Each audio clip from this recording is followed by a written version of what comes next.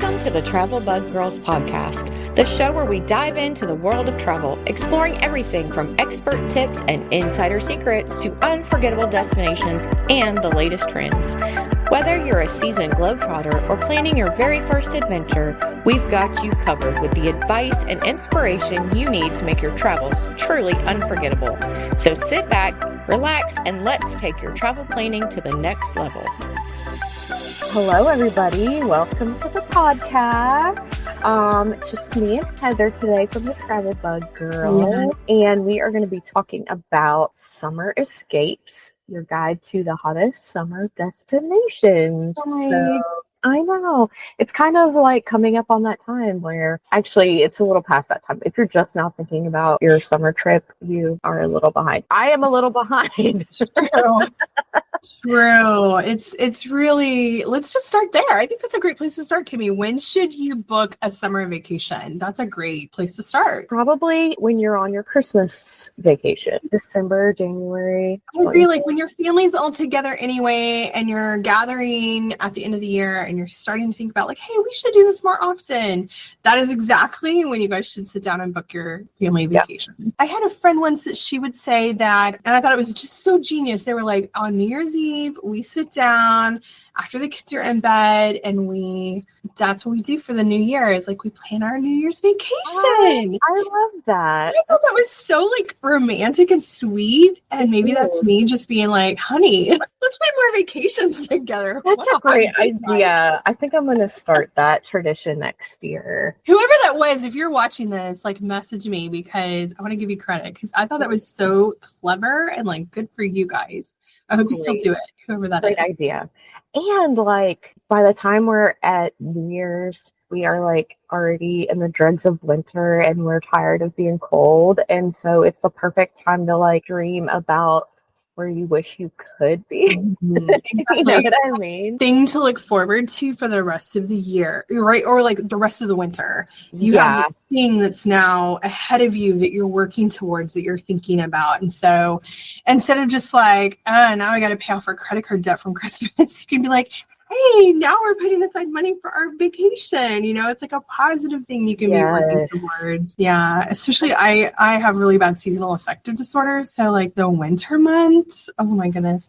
As a matter of fact, now that we're kind of past the stage of having smaller kids and like kids in school and all of this, we're transitioning to, we want to have a vacation in the winter every year. Like February, like middle of winter, or like almost towards the end of winter when you're like, I cannot take another day of this cold, dark, rainy, wet weather. I need something bright and sunny and an escape. And so that's become a new tradition for us. But if that's not in your life, if you're a summer vacationer, then definitely you need to be planning your vacation, like to get the best deals, to make sure you get the place you want, you know, before it's sold out or whatever. Up through February, we recommend like December through February is the time to book your vacation. Yeah, we definitely booked our summer vacation April of last year. Oh, you mean for that summer? Yeah. And then we went in like June. And it was a little bit stressful. Is it stressful? Yeah, it really was. Every year I have clients that are calling me like at the end of April. And they're like, oh my gosh, school's going to be out in like 6 weeks or less, you know? And they're panicking because they still haven't booked their vacation because they hadn't decided something or they were waiting on something, you know? And then all of a sudden it's like, oh my goodness, summer's going to be here like in a minute. And then like, especially lately, just the last couple of years, we've seen like cruises fill up. Really, like I'm on the phone with a cruise line going, I can't get them in. And they're like, yeah, it's because we're full. There aren't any rooms, or we've got one room left. And I'm like, well, it's a family of 5 or 6. Like, that's not going to work. Yeah, you're going to have to pick a different cruise. Like, that's not going to work. So if you're like, we can only vacation on this 1 week because it's the only week that everything falls into place with all of our schedules. Ooh, you better be planning that earlier. Yeah. Calling us in April and thinking we're going to obviously call us. We will do our best, but you're going to wish you had called me in February. you're going to be paying higher prices, and you're going to have a hard time finding what you and what you you find. are paying higher prices, Mm-hmm. and you may not see that, but I know it. I know you are, and that's so hard because I'm not going to tell you that. I'm not going to be like, oh, you should have called me in February because I can save you like $2,000. But that is reality, friends. If you're hearing this in April, you need to be planning ahead for next year. Give me a call because I want to save you that money. Nobody wants to pay more than they have to. I mean, obviously, nobody wants to pay more than they have to. We don't want you to either. So plan your summer vacations before spring break. That's a good rule. That's a good rule. Spring break. But I love the New Year's Eve thing. I think that's sweet. Yeah, that's fun. Let's make that a tradition. Of course, when you think about summer, everybody thinks about going to the beach. That's what I think about. For me personally, I usually just think about a domestic beach. Where we live in Alabama, everybody goes to like the Gulf Coast of Florida. The beaches there are absolutely beautiful. They really are. And like Destin and Panama City Beach, and just well, I mean, water. We used to vacation in Alabama on the coast. Yeah. To go down. It was cheaper. It was closer because we were coming from the Midwest. But the beaches in Florida are prettier. We won't lie. Well, on the Gulf Coast. So I grew up on the Atlantic coast in Jacksonville, and the beaches there are not as pretty, I'll be honest. You get better waves, but the water is not as clear. But it's still beautiful. It just doesn't have that turquoise blue water that you want to find. One of my favorite places we ever vacationed in Florida was Sanibel Island off the coast of Florida. And it's so beautiful. I feel like it's the best of all of those things, right? Yeah, it is beautiful. It is the Gulf side, but the beaches were so pretty, and miles of beaches. It felt like it felt like a huge beach that you could just walk forever. And it's a little island. So we went on dolphin tours, and like our kids saw dolphins for the first time. Like, what a sweet memory that was. My kids were little then. We should go back sometime. But anyway, there are so many really neat places. And of course, not just Florida, California, if you're on the West Coast, or even like South Carolina, North Carolina beaches, The Carolinas have some great places. And also, we used to live in Virginia Beach, and we've lived quite a bit on the East Coast. So in Virginia Beach, that's a really neat place too. If you want to blend like a beach vacation with like history, that area is just rich. You're really close to Williamsburg. You can go down to First Flight, where they had the first flight ever. I mean, it's all within an easy drive. So you could do like a whole week and do like little day trips and also have time at the beach. So that's a neat area. And then up in the north, like in Maine, oh my goodness, if you're not like a hot lay on the sand kind of person, but you want to be near the ocean and have like a cute little beach town feel, some of the little towns on the coast of Maine are so adorable. Yes. And there's really fun things to do there. And like my kids love tide pools, which is a whole different kind of beach than big sandy beaches. And so we would walk the beaches that had the big tide pools, and they would look at the crabs and the little octopus, and just, there's so many fun things to do. America has so much great coastline. And yeah, I love the New England area too. It's just so beautiful. And like you said, not everybody wants like the heat of, like a southern beach, and the New England area is a great option if you're not a heat person. And there are some places that are really restful too, where we would sit in the evening, you're hearing the waves and it's just calm, and you're reading a book under a little quilt because it gets cool in the evenings, even in the summer sometimes. And and I've heard it's that way up in Michigan too. I need to vacation in Michigan. A couple of summers ago, Michigan was the hot spot to go on vacation. Everybody was going to Michigan.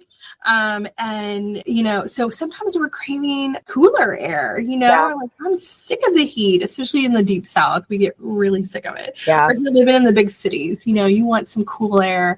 So going up north, by the water is just a beautiful way to spend a week, especially if you're looking more for like relaxation, quaint little, cute little town up there. There's also, like, of course, tropical Caribbean islands. Interestingly, though, like when I went to the island in St. Vincent, the summertime was actually their off season. They call it it's like their rainy season, even though it doesn't really rain that much. And honestly, it's hot, but pretty much just the same temperature all the time. But the winter is more their busy tourist season. Mm-hmm. So it's kind of nice because if you go in the summer, things are a little bit calmer and quieter and stuff, but still beautiful. You just have to know that it might be more rainy than, other times of the year. But which, in that case, just make sure that where you're staying has such lovely rooms that you're happy to spend the afternoon during the rainstorm, because even in those tropical climates, it's usually not raining all day. Yeah. It's usually like a couple of hours in the afternoon and then it's beautiful again, and so not always, obviously, but a lot of times that's the case in the tropics. So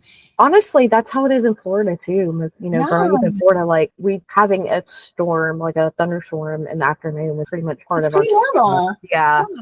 So I think as long as you're making sure that you enjoy your space that you're booking, then you're going to enjoy those moments. Like that's a little downtime. That's a siesta. You're on vacation, right? Take a break. Nap time. Yeah. Read a book. Color. Break. Just sit on the porch and listen to the rain.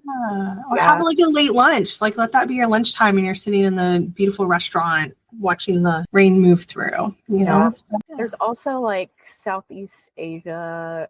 You always see like those pictures of like very popular Bali. Yes.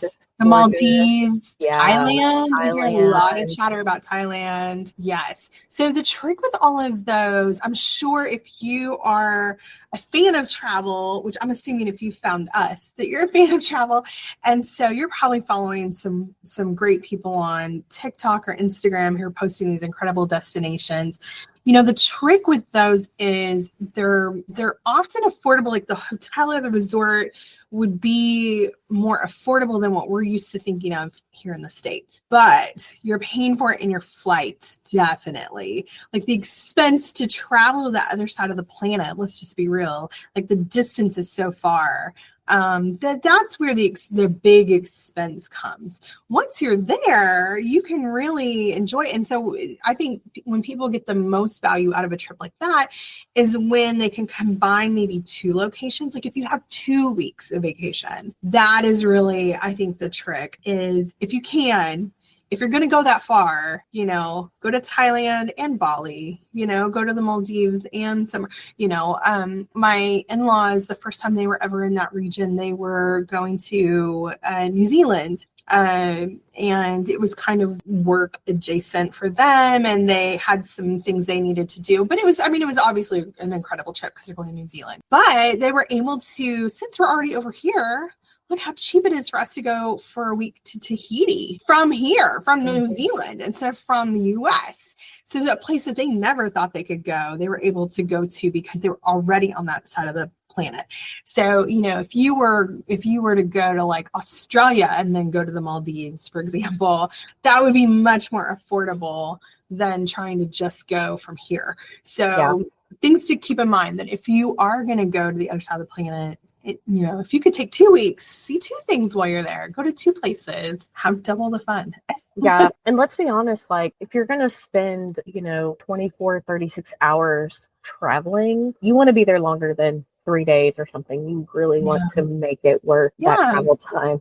And I think I'm gonna speak into this a little bit too. Like if you're gonna go somewhere like Thailand, okay, for example, it's just really popular right now. So Thailand, there are resorts there that are advertising like $36 a night.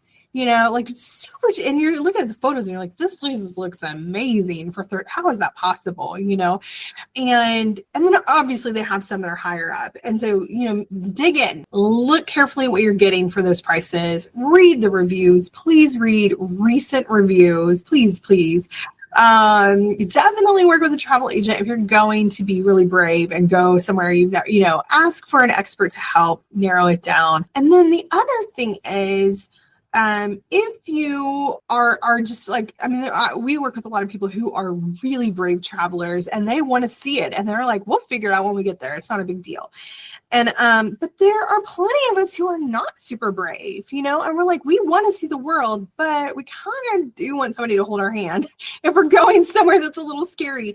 And that's not a big deal. And scary could just be like, scary doesn't have to be dangerous. Scary could just be like, this is out of my comfort zone. What if I don't like the food? I mean, really, that stops people from traveling a lot. Things like that, like normal things. What if I can't figure out how to like get a cab? Normal things that to one person might not be intimidating, to another is like a complete halt. They cannot figure out how to move forward. And that's not something to be ashamed of, but like that's where working with a travel agent can help, because we can connect you with resources like local guides or tour companies who are going to literally handle every detail. They're like, we're only eating in restaurants we have vetted. We're only staying in hotels we know are safe and beautiful.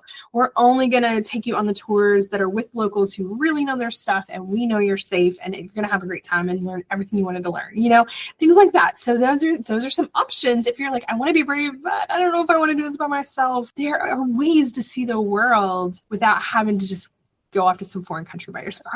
Yeah. I mean, if that's something that worries you. That's a great point. Yeah. If you love to travel, you know the best experiences happen when you can truly connect with the people, the culture, and the language. That's where Speak Language Center comes in. With live expert instructors, not AI, Speak helps you go beyond the basics, offering cultural insights, real-world conversation practice, and even travel-infused learning experiences. You can join a scheduled group class, or Speak can create a custom course just for you and your travel pals, tailored to your trip, time zone, and availability. Check out their courses at speaklanguageacademy.com and start speaking your next destination. Yeah. Where else do you think of when think of like summer beach travel? Like, Well, I'm always thinking of Europe. I mean, if we have a choice, well, I mean, we will either go on a cruise. This summer, we're taking our family on a cruise, which is something we haven't done before. We have a lot to celebrate, so we're taking our girls on their first cruise. So that's one. There's a lot of great cruises that are happening in the summer, both here and abroad. So the Caribbean, obviously super popular and more accessible. They're putting in more ports, more cruise lines are expanding to those new ports. So we have, more people sailing out of Texas, and which is so much easier for people in the middle of the country. And more ports happening along the East Coast than we used to. And we're also seeing cruise lines that had traditionally only worked in kind of what we think of as like the Caribbean mostly, now doing a lot of West Coast too. yes. So that makes it easier for more of America to enjoy cruising. So that's nice. But the other thing is European travel is extremely popular during the summer months, mostly just because of, people being out of school and being free to travel during those months. We see a huge uptick in European travel. It's not, if you were to ask me, like, when's the best time to go to Europe? That's not when I would say. But I mean, the reality is for a lot of us, that is the only time we can really easily travel, especially during a certain season of life. Or if you are a teacher, which I was at a time, then that's your break. That's when you're off. And so that makes sense. This year, I would say, if you haven't planned your vacation yet, just mark Italy off your list. Make that's next year's trip. Don't go this year. This year is going to be so busy with the Jubilee happening in Italy. And so I'm recommending, if it's not like a dire situation, then maybe just wait till next year. Unless this is your life's goal is to go during a Jubilee year, then obviously that's different. But otherwise, I would say just hold off. Let's do that another year. It's going to be cheaper. It's going to be less crowded. You're going to have more fun. So this is not the year to just go to Italy. And then the other thing I would say is Mediterranean cruising is really expanding. It used to be really kind of like, I don't know, at least I perceived it as you only have these options. It's like these 3 countries if you're going Mediterranean. It's not like that anymore. It's very expansive. As a matter of fact, it can be really overwhelming. If you aren't really sure what you're looking for, the options are pretty broad. Yeah. So what countries do you want to see? What do you really want to experience? What is your goal? But that's a great way, by the way, to see some of, like if you were hoping to go to Italy this year, that would be a great alternative. It's like go maybe do Mediterranean cruise. You're kind of like adjacent, but a great option. And a lot of them go one way. So you have an option to say, do I want to fly into this town or that town to start? So a lot of options there if you're curious about the Mediterranean. Yeah, I think it's like a good cruising the Mediterranean is a good way to get a kind of an overview, or hit a lot of places in an easy way where you're. And once again, you have someone else who's the expert who's kind of guiding the whole process, right. And you're not having to let's say you want to see 3 countries, but you don't speak any of those languages and you're worried about that. Well, what a nice thing. If you're going on a cruise, then you have someone that's guiding you through that whole process. You are staying in the same room every night, even though you're going to multiple countries. I mean, that's a benefit right there. Yeah. And then, the comfort of being on a cruise ship where you're going to be able to find a burger and fries. On the night, you're like, I can't try one more foreign thing. I want to eat something familiar. You're going to be able to get something familiar. So there's a lot of benefits, I think, to cruising, especially though, if you're like, I want to see Europe, but I really want to go to the beach. Great option. Great way to make sure you get to do both, I think. Yeah. That's not my preference. I would rather go in October during harvest in the Italian mountains. I mean, that's my kind of perfect vacation. But obviously, there's a lot to be said for Mediterranean cruising. It's on my wish list for the future. Yeah, me too. Just keep bumping it because of other things I want to do instead. Me too. Yeah. So the other thing, at least for our family, what we've kind of done traditionally is either we go to the beach in the summer or we go to the mountains. We kind of trade off. Let's talk about mountain. I feel like there's beach people and there's mountain people. Yeah, I'm a beach person. And my dad was a mountain person for sure. He was not a big beach person. So, we kind of traded off and that's nice to meet everybody's needs. I know, let's see, last summer we went to North Carolina, to the mountains in North Carolina. Beautiful. And yeah, it was so pretty. And Appalachia is just gorgeous in general. Yeah. It was fun and there was just so much to do outdoors and yeah. We had a blast, here in the States, of course, Tennessee, North Carolina, that area, we have mountains. And then, Yellowstone, Grand Tetons, just that whole national park. We always enjoyed going to the Smokies. Of course, this last year they had a huge natural disaster. So there's still some areas that are kind of messy and they rely on tourism. So that can be difficult. So just do your research before you go.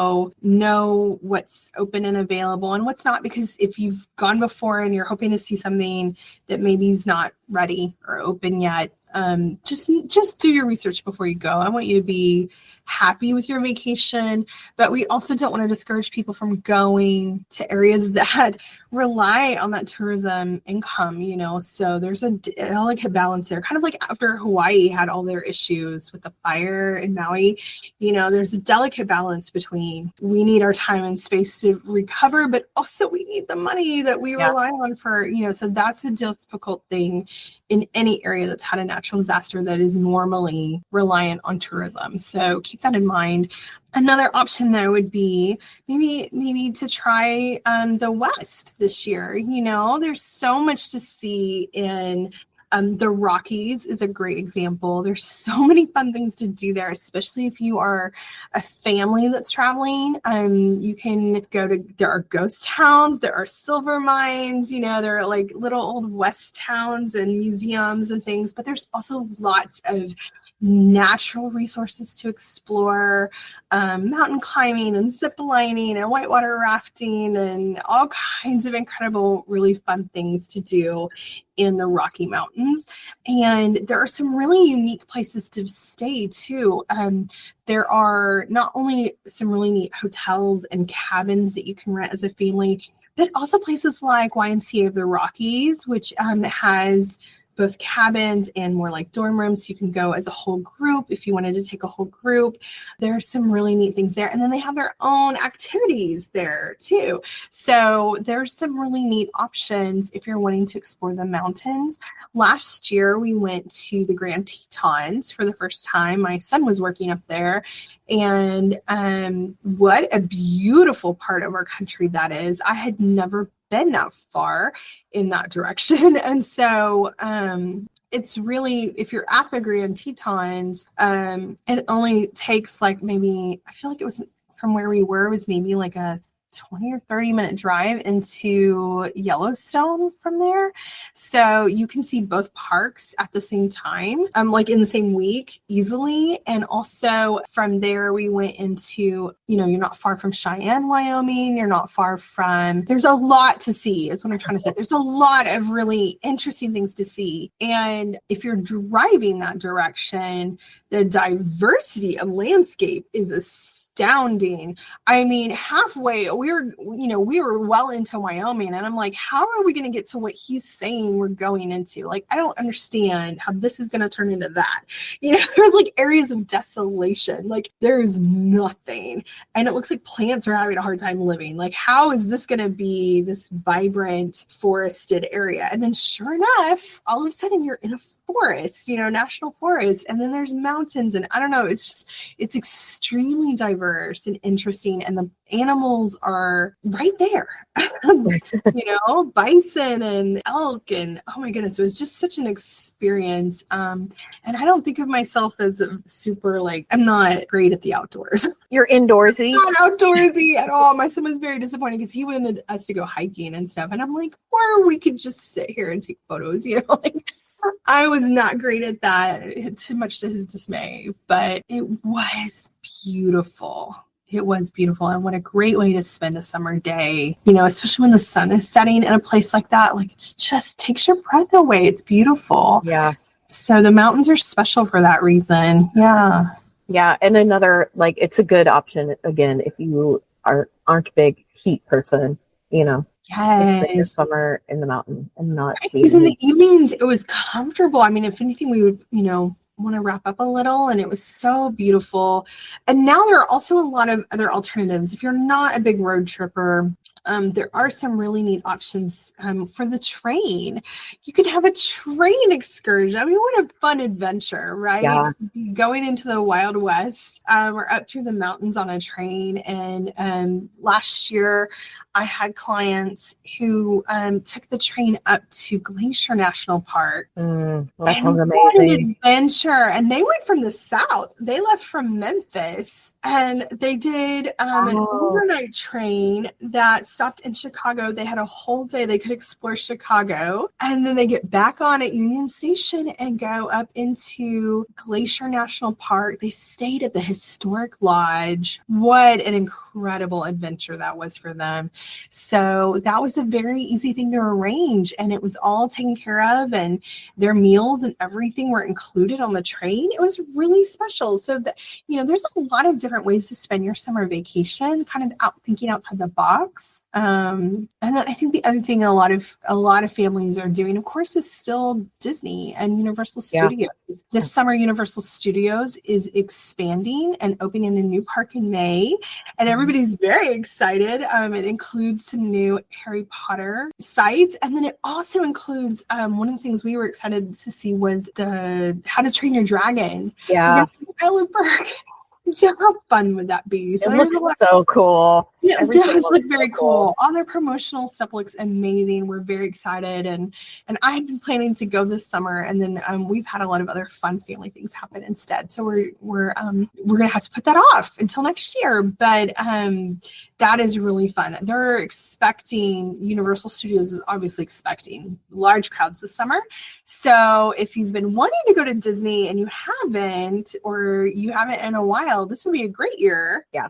Go to Disney because they're expecting it to be a little less crowded because more families are maybe going over to Universal. So, I mean, we'll see if that really happens, but that's what we think. That's what everyone is saying is probably going to happen this summer. So if you're looking for less crowds. Maybe this In year go to Disney. Disney instead. Yeah. So a lot of what we talked about so far has been kind of like off, out of the city, out of, where mountains, beach, kind of. Sometimes people like to do like a city trip in the summers, Chicago or Seattle maybe, or New York City. I love Boston. Boston's one of my favorite cities. What are your favorite cities? I'm sure it's a European. What are your favorite cities in Europe?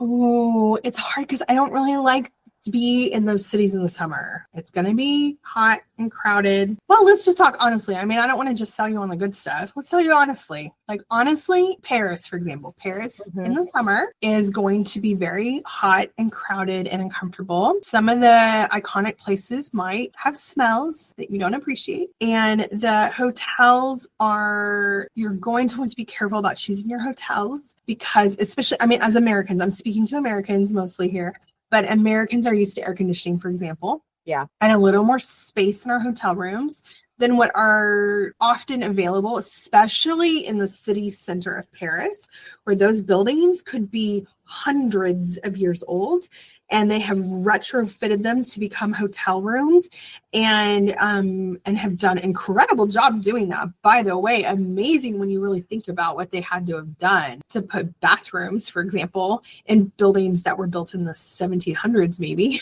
It's incredible. But it can be uncomfortable. And I think when we hear Americans complaining about a trip to Paris, often it comes down to those kinds of things, our expectations based on our experiences in America or in hotels and resorts built by Americans for Americans in other places. And then we go to a city like this where, they just have a different expectation of what is normal. They don't have air conditioning prevalent in their homes, in their businesses. So it's just not normal. They don't tend to get as hot as we do overall. When I lived in France, we would have like one seriously hot week, and it really only felt super hot because the air would stop moving. We didn't have a breeze, and we don't have air conditioning. And so everything would just feel hot and miserable for one whole week. And then it was beautiful the rest of the summer. But for that week, we were miserable and so unhappy and felt bad if we had guests over, But to be trapped in a city where we know temperatures are hotter in cities and the air doesn't move as well, it can you have cause a lot of people. And you're walking or you're on a bus, it's going to be hot and stinky. Okay. And I say that with love, Paris. Don't come after me. I say that with love, but that's why I like to go in October if I'm taking you to Paris. Because it's going to be more comfortable. The nice thing is to be in the countryside. So gorgeous. So gorgeous. If you're in the US in a city, I definitely recommend Seattle. Oh my goodness. So gorgeous. And in the summer, what a great time to go. I lived in Maine. And so obviously I think being up in the Northeast is incredible. I really, really enjoy Portland, Maine. And you're right, Massachusetts is a really fun place to visit. There's just some really neat locations up in the Northeast to explore. And we're big road trippers in our family. So like if you get us somewhere and then put us in a car, we can explore. That's what we're going to do. I kind of wish we had Cassie on because she would have opinions on this too. I know she would. She's seen so much of America. Yeah. What's your favorite city to explore, Kimmy? Like I said, I really love Boston. It's a very like walkable. It is city and has really good public transportation. And one of the times I went, I stayed with a friend of mine, and he actually lived like not in Boston, but their public transportation is so good that we could take the train all the way from where he lived into the city, spend the day in the city just walking and using public transportation, and then take the train back out of the city.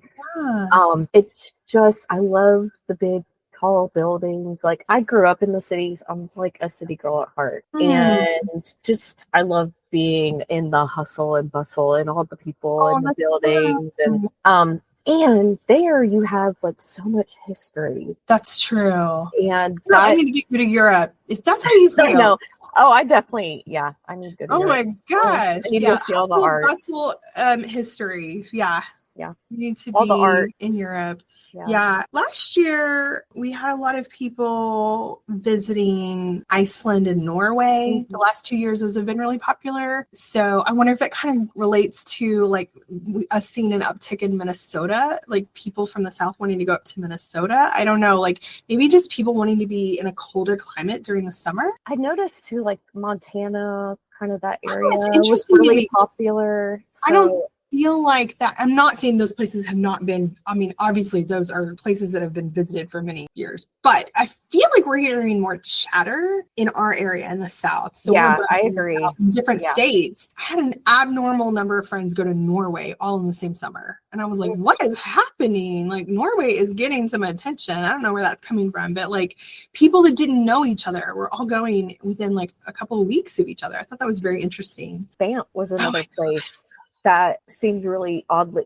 popular. A resurgence of Mhm. interest in these places. Yeah. So I Beautiful. do think maybe it's like the southern states are kind of like, hey, let's try something besides just going to the beach and go Which up is north. lovely. Let's do. Yeah, go somewhere you haven't been. I mean, that's what I'm a huge proponent of that anyway. I think we see families going to the same vacation over and over. And definitely the generation before us, we grew up, if we were going on vacation, a lot of us went to the same like 2 or 3 places over and over and over. You know, like this is our family tradition. We go to the beach and we stay here and we eat at this restaurant and we do this on this day, you know, or, you know, families that go to Disney every year and they do this and, you know, this is their family tradition for summer. I feel like maybe we're seeing a shift in that. Families saying, okay, well, what if we, hear me out, went somewhere different? Something we've never seen before. Show our children something new, you know.